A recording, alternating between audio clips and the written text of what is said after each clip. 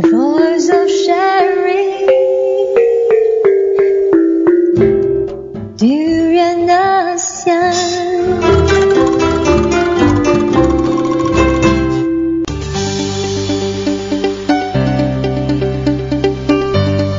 ASEAN Dailies. First and foremost news from Southeast Asia.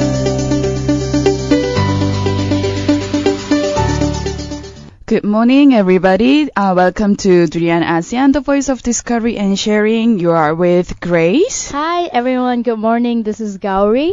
So today is just before the Chinese New Year. I know it's only a Wednesday, but it sure does feel like it's a Friday. Yeah, exactly. Did you see the roads? They're so empty. Yeah, exactly. It was barely any cars around. It was so empty, and then no traffic at all. Mm-hmm. And waking up in the morning, I feel a bit more lazy. Oh yeah. Well, we have a very long 4-day weekend, so it explains why we feel also pumped up today, like it's the last day of the week. And also it's the last day of the work before the long holiday. But we'll be celebrating Chinese New Year here, but on the other side of the world was just shaken up by an earthquake recently, and it's from Japan. What happened was the magnitude was indicated on a 5.7 earthquake strikes in northern Japan, and we're talking about the northern side of Tokyo here. So Japan is very well known for having a lot of earthquakes, and of course the government has been improving and also proceeding a lot of preparation for the earthquakes. But this time there was a minor tsunami hit that after the undersea quake that made people shocked and also surprised at the same time. And it seems like they actually did give a warning earlier. And this warning was issued just after the earthquake hit, the 5.7 magnitude. And there was also a wave of about 20 centimeters recorded in Kuji, eastern Iwate, at 9:07 a.m. and way below the possible 1 meter tsunami that the Japan Meteorological Agency, the JMA, warned that could hit. And there was also waves of up to 10 centimeters that were recorded along other parts of the coastline as well. But so far, there's been no immediate reports of any damage or casualties. Yes. But Japan is also well known for having a very efficient disaster relief system. Every time something happens in Malaysia as well, we always look to Japan and see how well they handle their crisis over there. And then people are very well aware of all this reporting system from the government itself, so they are very quickly announced by all this natural disaster and be able to prepare or escape from all those events that they can damage not only themselves but all those properties and the things that I have currently. And the large areas of coastline covered by this were ruined by 2011 earthquake and tsunami in Japan. So definitely they learned their lessons from all those incidents that they faced before. So it seems that apart from the 19,000 people that they have evacuated, they are also evacuating another hundreds of thousands of people because of the fear of rising radiation as well. And many of them are still not able to return to their houses.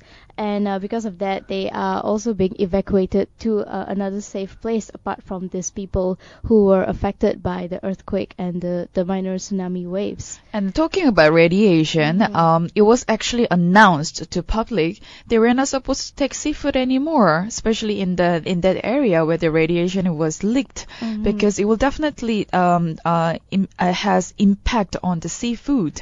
And then a lot of people were warned not to take seafood from the area, and then that actually went on to Korea and also surrounding countries. So I mean, personally, when I go for Japanese food, and then people actually do warn me, Grace, please be careful when you take seafood, it could be radiated. That's a very thoughtful thing, because we know that radiation plants are very tricky issue when it comes to dealing with them, which is why also in Malaysia there was a lot of protests when we wanted to have the Linus plant in the east coast of Malaysia. when it comes to radiation, it could last for hundreds of years. In some places in India as well, because of an accident that happened hundreds of years ago, people are still feeling the effect, especially newborn babies, because they are so vulnerable to that effect. So it would make sense if they are actually being told to stay away from the seafood to avoid any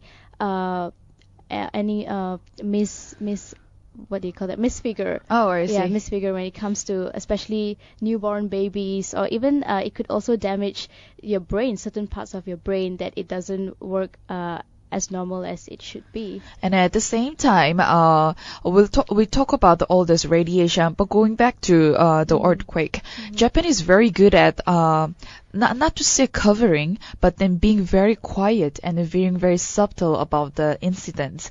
They are not really vocal or make so much noise about the events, but however they tend to be very calm and very composed when all those negative events happen to the nation, because themselves believe that it's internal issues. So it's whatever internal issues that they're having, it could be the media who leaks the information, but at the same time they try to fix within the nation first. Is this something that we Malaysian or Southeast Asia need to learn from? It's a good example. And also all this regarding of earthquake, buildings are made earthquake proof, and some buildings are they can just be easily be collapsed on the spot because of the shock and also the waves, so not many damages will happen.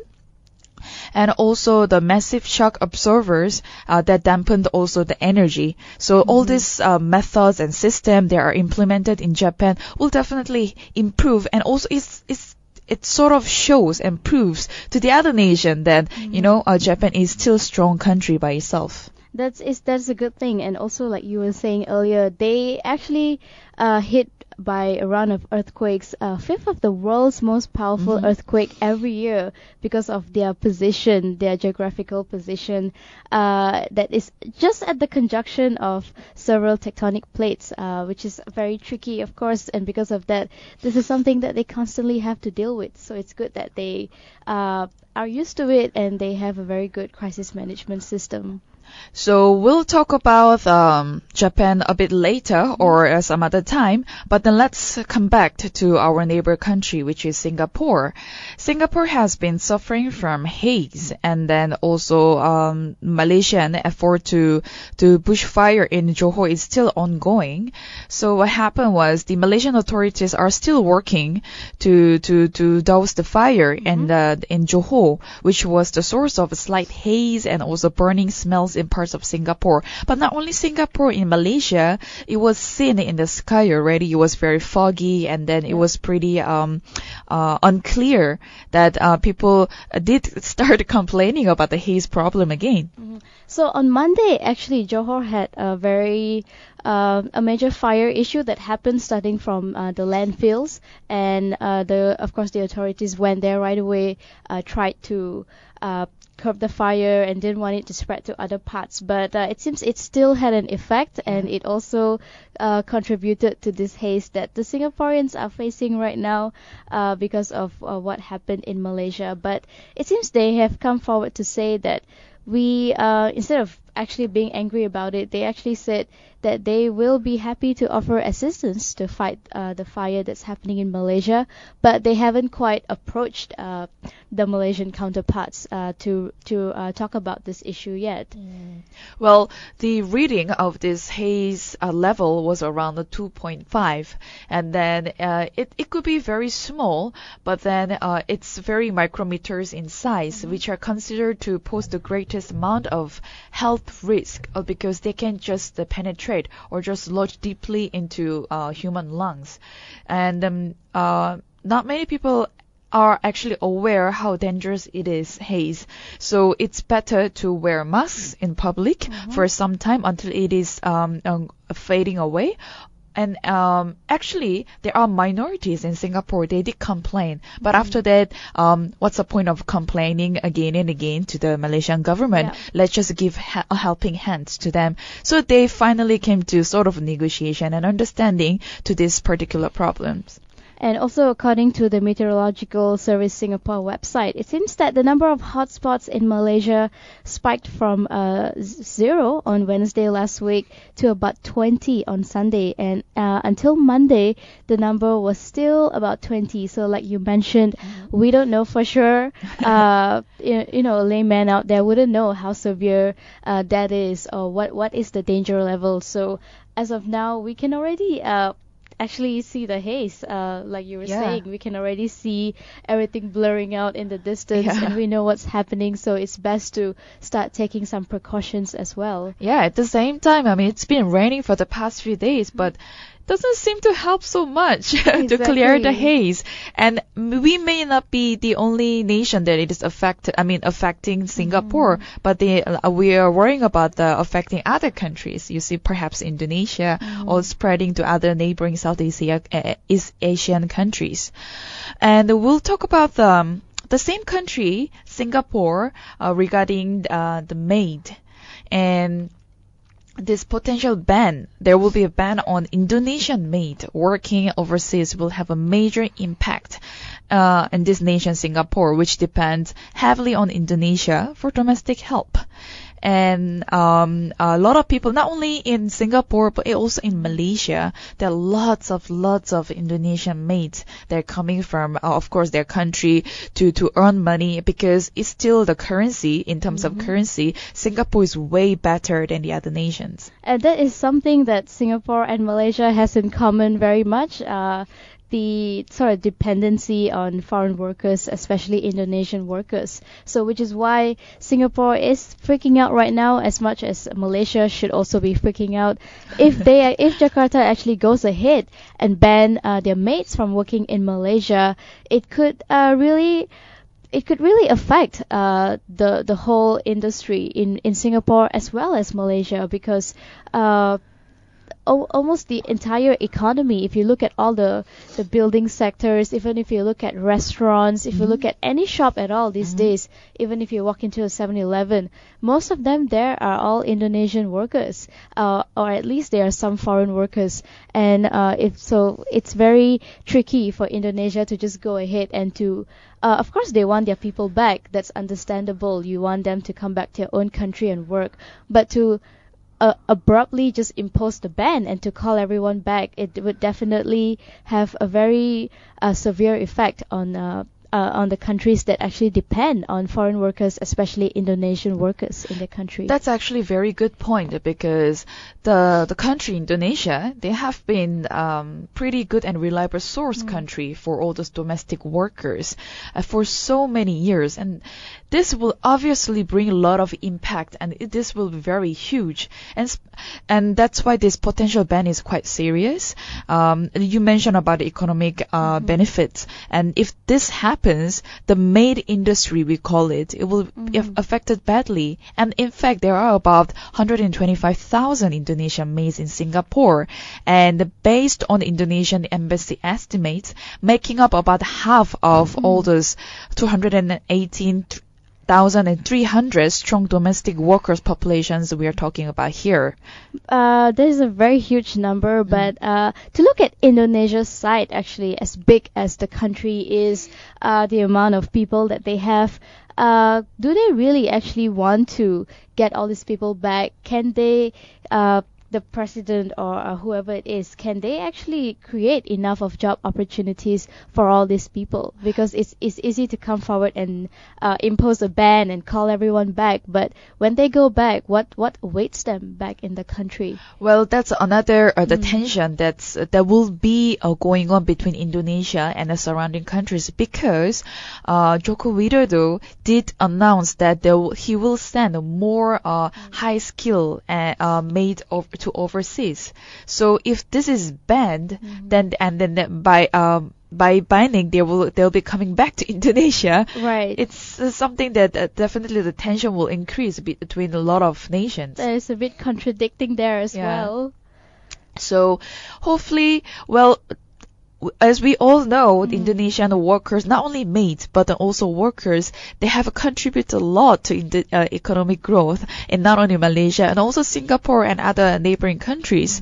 So we hope that this doesn't happen or anytime soon to make another sort of invisible fight or tension between Indonesia, because Indonesia is moving forward, and then we don't want to be on their way to disturb their economic growing success. Or at least do it gradually, not just abruptly come up and say, okay, here's the ban, stop going, Yeah. So we'll come with more news from Southeast Asia. So we'll play probably one or two short songs and we'll come back.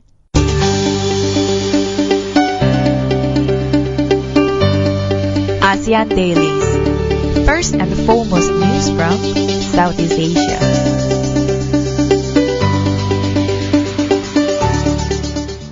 Good morning, welcome back, and this is Grace. Hello, this is Gowri.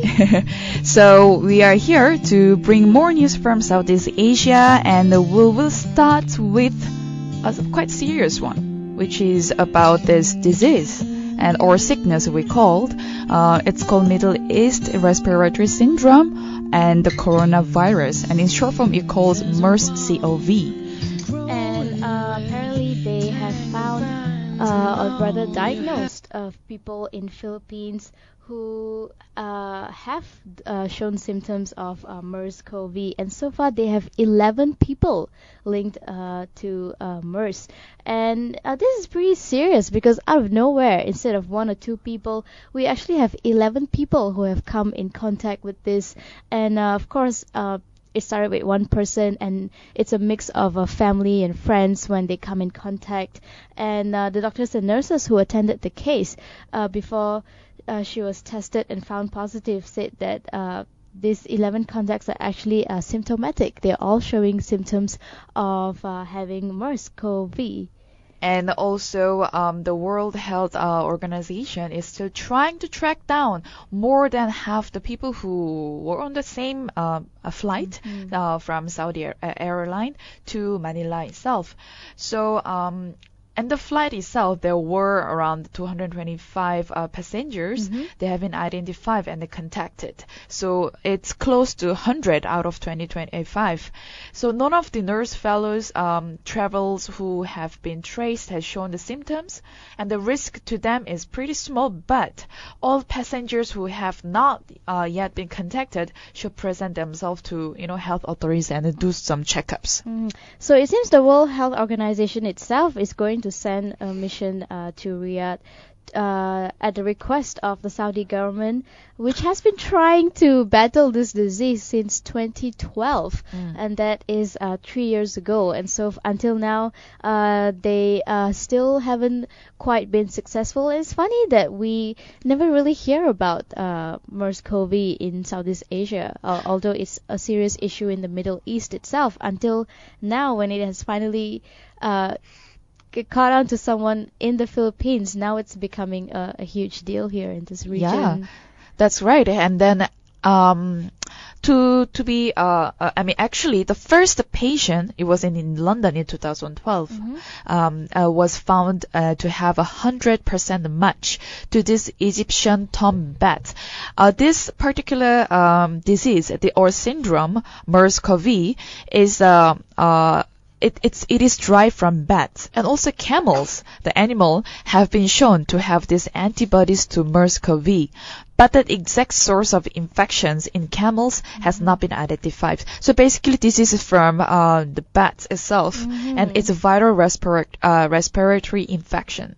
So just to give a little background to our listeners, if they don't know what MERS is, of course it's a short form for Middle East Respiratory Syndrome, and it's caused by a virus called coronavirus, which is why we call it CoV. So it gets abbreviated to MERS-CoV. And what this is a respiratory illness, and it affects your lungs, your breathing tubes. And most people, once you get infected by MERS, you suffer from a very severe respiratory illness where you get fever, you get cough, and you also get shortness of breath, and your whole breathing becomes very difficult. And the saddest part is about 4 out of every 10 patients who has MERS have reported to have died. And That sounds very serious. it is, Yeah. which is why probably Philippines must be freaking out right now. We have Yeah. 11 people who are already showing the symptoms, and it seems that MERS can affect anybody, whether you're 1 year old, you're 50 years old, you're 90 years old, you can get MERS. It has no preference, and of course, once you get MERS-CoV, it's best to go get yourself checked and be isolated from other people, because it's so easy for the virus to spread among people. It sounds like SARS, if you remember what it was, Yeah, because it definitely. was really viral, especially in the Asian countries. And then, like we mentioned before, HWO is trying to figure out and also to stop this spreading of this disease, because SARS was very serious before, and they were recommended to stay at home and wear mask around because you could just be easily infected by this disease.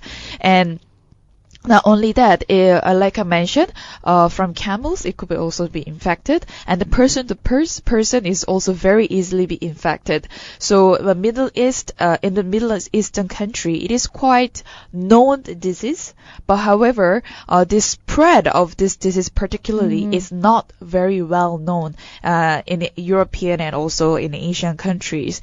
But definitely, based on the prior experiences, HO, this organization, is currently recommend to all individuals coming into contact with this MERS suspects should be really be tested, and also stay away from other public areas as well. So just to give some prevention tips, of course, if you have recently flown to Riyadh or Saudi Arabia, make sure you go get yourself checked. And other prevention measures that's listed here is to wash your hands with soap and water, use sanitizers, avoid touching your eyes, your nose or mouth with unwashed hands, and also constantly clean and disinfect surfaces like doorknobs or places that you know people are always touching, and of course cover your nose and mouth with a tissue when you cough or sneeze. And these are some of the tips. Yes, thank you for the tips, Gowri. You sound like very motherly. I'm very concerned, actually. Yeah, it is actually because concerning matter. It just this whole thing blew up out of nowhere, and now everyone is getting worried. And Philippines is just right next door to us. So you never know when it will affect Malaysia as well, and also to Singapore. Oh, it could also be the next flight back from Riyadh to Malaysia. Yeah, or we should just be careful with what we are going to say about all this disease spreading. Well, moving on to Thailand. Apparently, this country fails to tackle human trafficking and also the abuse.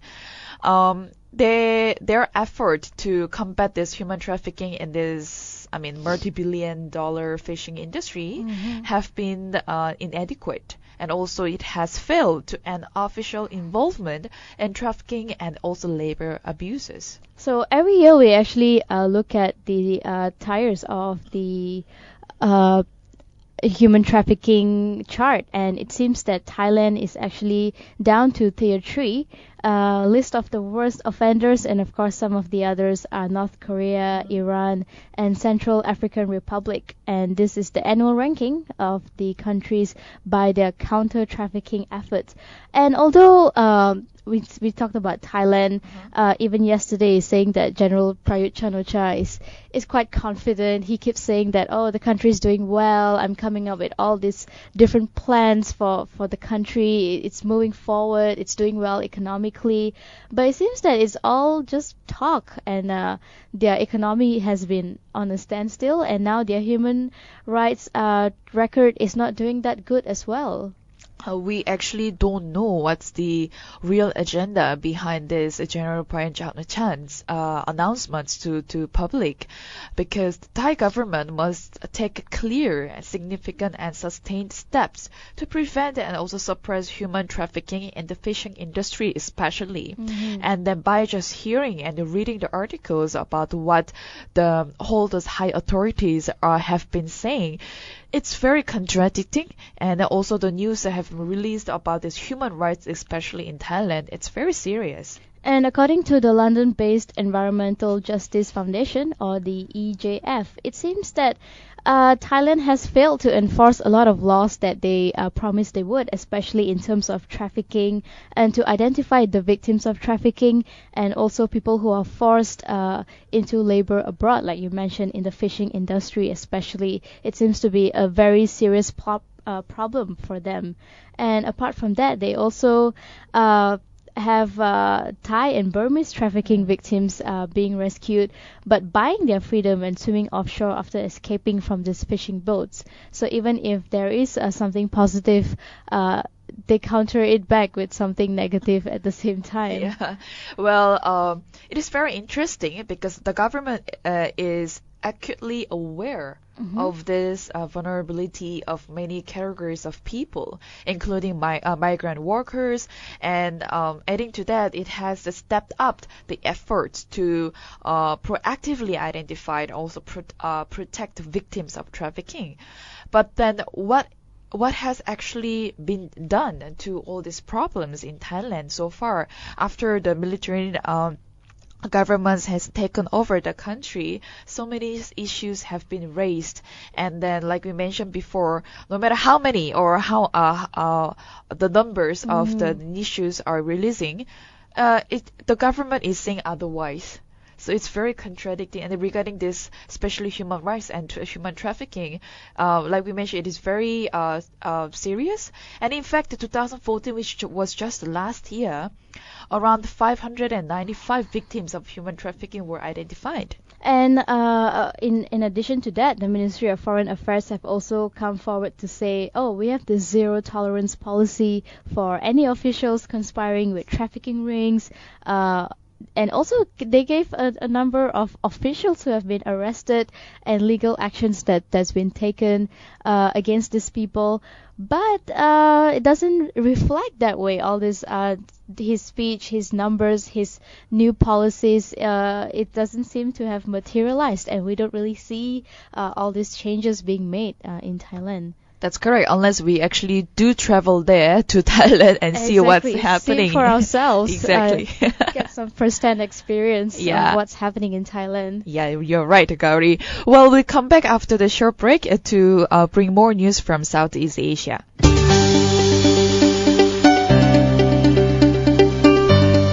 ASEAN Dailies. First and foremost news from Southeast Asia.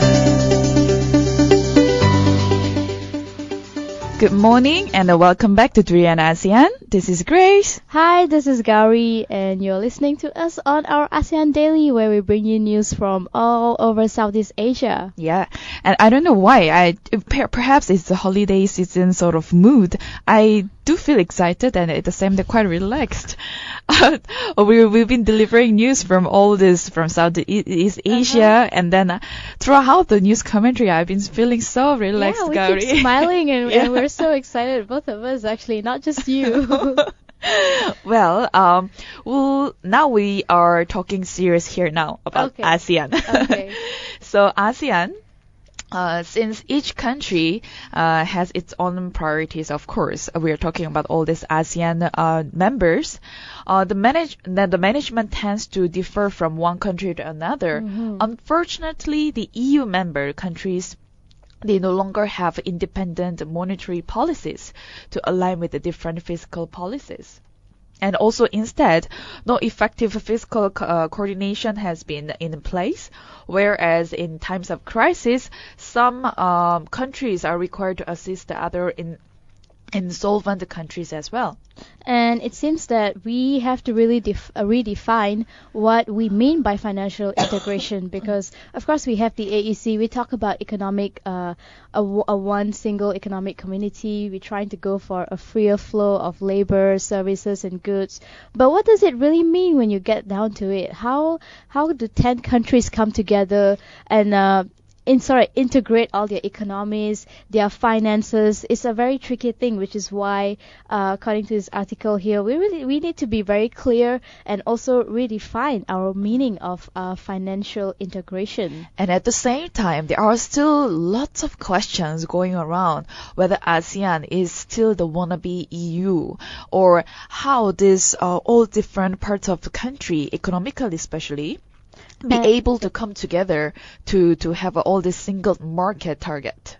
And it seems that there are at least two important drawbacks that we need to highlight. And first one is most member countries might not be willing to be intervened in beyond their fiscal deficit rules, because as much as we want to have a uniform system, some countries may have some reservations about letting in another country. Like, why would I want to show you my financial plan and my budget? And these are like confidential informations for each of the country. And this also means that they cannot actually sacrifice their sovereignty over their own budget management to solve other countries' defaults. So how does that work? If another country is having some deficit problem and I have some extra money, let's say I'm rich, I'm Singapore, do I want to actually give you some money and help you out? How does that work? It'll be very positive if all these countries are transparent to each other when it comes to money. But we all know the money is such a sensitive issue to talk about from the first place, and that be able to reveal all those documentation regarding all those financial and this all those controversial documents to other country. Yeah. It's another step forward they have to consider. And the second drawback is that although when we do this, each member country is actually obligated to help the fellow member country. And because of this, there's also some moral hazard that we have to look at, because when you know that by default another country is going to come in and help you, will you actually take that for granted? Will you feel like, okay, that's fine, it's okay if my budget goes out of hand or what, these other countries are going to help me anyway? And that's another factor that we have to look at as well, that we want every country to be strong by themselves and not be depending on someone else to step in and help them in the case of any mistake or any mismanagement. And I believe it's a matter of whether the nation is strong by itself economically or not. If, for example, we have Laos as one of the poorest ASEAN countries there, and when the Singapore does propose to Laos that we want to help you, it's also a matter of Laos, they want to take them for granted, or they really want to get help from Singapore as an economically strong country to be able to help them to improve other areas of Laos or not. So it's also all go down to the mindset of one nation. And another thing that we want to look at here is the AEC blueprint. And because we are starting to do it, of course this has been in the talks for so long, but it's officially supposed to take off in 2015. So we are still on the first phase, which is called the liberalization phase. There's quite a tongue twister there. Yes. And in this phase, it's more on it's the first phase of the integration, and it focuses on how every country is going to open up to each other. And of course, in terms of financial services, in terms of capital account, capital market, and also a very important thing is harmonization in payment and settlement system. Because when you talk about financial integration, we have so many different currencies, and each currencies hold different values. So how are we going to find that one uniform way of settling payments and system itself? And at the same time, not to forget that all those, especially Asian money currencies have been dropping because of the oil price. And at the same time, it is actually bring a lot of concerns and worries to nations, because how are we going to compete to other countries outside of ASEAN if our currency is dropping, and be able to step forward in terms of financial and economic growth? And ASEAN should not follow perhaps the footstep of EU, because their systems are different from ours, and then our priorities definitely are different from theirs as well. And there are still a lot of unanswered statement going on. Where is AC really achievable by the end of this year, 2015? But our member from Malaysia, Yes. he says quite positively about this AEC and all these benefits they will get from AEC itself. And of course, we are talking about our Sports and Youth Minister, Mr. Khairi Jamaluddin, who is very popular. And well, one thing I want to say is that Khairi is always very positive about whatever the government is doing, and that could Most be of time, yeah. that could be a bit biased on his side because he is with the government, of course. He's our minister as well.